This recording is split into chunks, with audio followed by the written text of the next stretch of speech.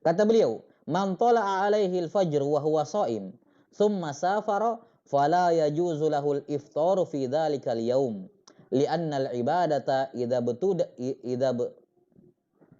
betudiat." Ini kurang hamzah kayaknya. Idza betudiat. Ya, nah. Idza betudiat fil hadari istashabalaha hukmul hadar. Kata beliau, adapun orang yang tola'a alaihil fajar, yang ketika fajar sudah terbit, yang fajar terbit, yakni maksudnya sudah azan subuh, wa huwa shaim, dalam keadaan dia puasa. Dalam keadaan dia puasa. Summa safar. Safar, kemudian dia safar. Misalnya anggaplah ya, subuh jam 5. Nah, pas jam 5 azan subuh, dia dalam keadaan berpuasa. Dia niat tadi malam, dia makan sahur, sudah dia puasa. Tapi jam 7 pagi dia harus safar, jam 12 siang dia harus safar, sore dia harus safar. Intinya pada hari itu dia memasuki hari dalam keadaan berpuasa, kemudian sebelum maghrib dia harus safar. Sebelum maghrib dia safar. Maka fala yajuzu lahul iftaru fi dzalikal yaum. Maka dia tidak boleh berbuka, tidak boleh dia batalkan puasanya hari itu walaupun dia sedang di perjalanan. Kenapa? Karena ibadah, ini kaidahnya. Ini kaidah dhabit dalam masalah ini, li'annal ibadah idza betudiat fil hadar. Kapan ibadah itu dilakukan dalam status seorang mukim al-hadar, istashabalaha hukmul hadar. Maka apa? Hukum mukim ini terus menyertai dirinya sampai berakhirnya hari itu. Sampai berakhirnya hari itu. Iya. Ini termasuk kaidah fikih yang harus diperhatikan. Ya.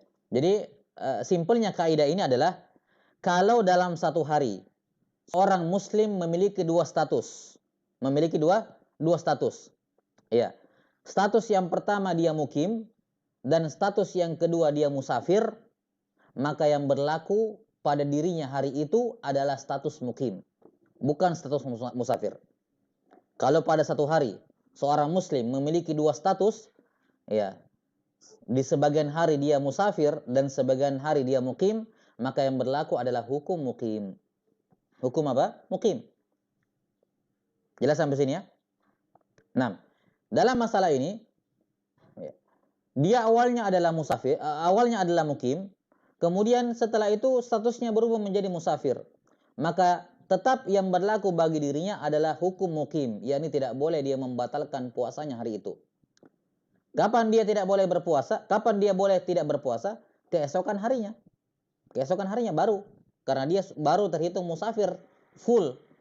Ya, musafir full hari besoknya. Adapun hari dia berangkat, pada dirinya ada dua status. Tadi di subuh hari dia berstatus sebagai mukim yang berpuasa.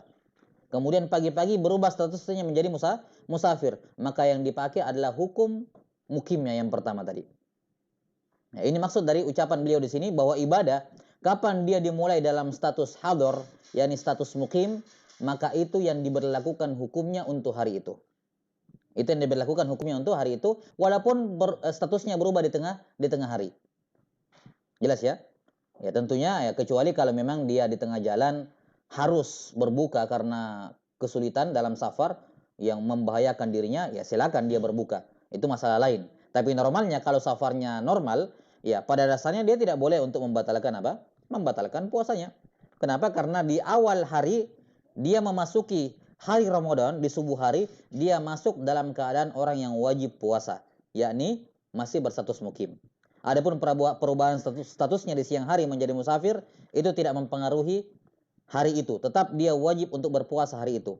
Dia nanti boleh tidak berpuasa besoknya. Ya, keesokan harinya ketika statusnya full dari awal sebagai seorang musafir. Jelas sampai sini?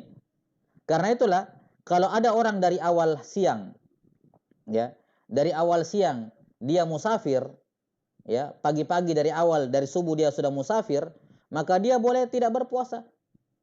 Ya. Walaupun kemudian di akhir siang dia sudah tiba di tempatnya, ya sudah, dia boleh tidak berpuasa, namun dianjurkan bagi dia imsak. Disunnahkan bagi dia imsak.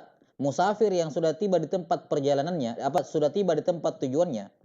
Musafir yang sudah tiba di kampung halamannya, bukan tempat tujuannya. musafir yang sudah pulang kembali ke rumahnya, walaupun tadi ketika safar dia mengambil rukhsah, dia berbuka, tapi ketika sudah tiba di tempat di kampung halamannya, sudah kembali di rumahnya, maka disunnahkan bagi dia untuk imsak. Kenapa? Karena ilat safarnya sudah hilang.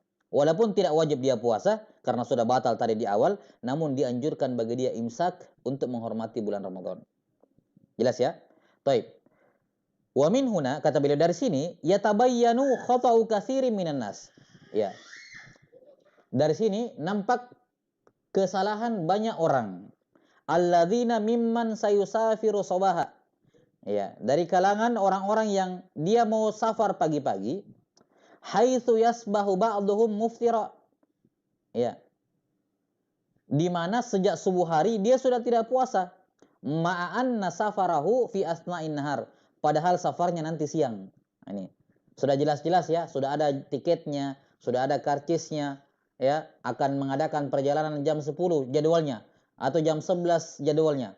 Sudah, ini sudah jelas insya Allah, apalagi kalau dia pakai mobil pribadi, ya insya Allah jelas ya, kemungkinan besar dia akan jalan ini siang ini.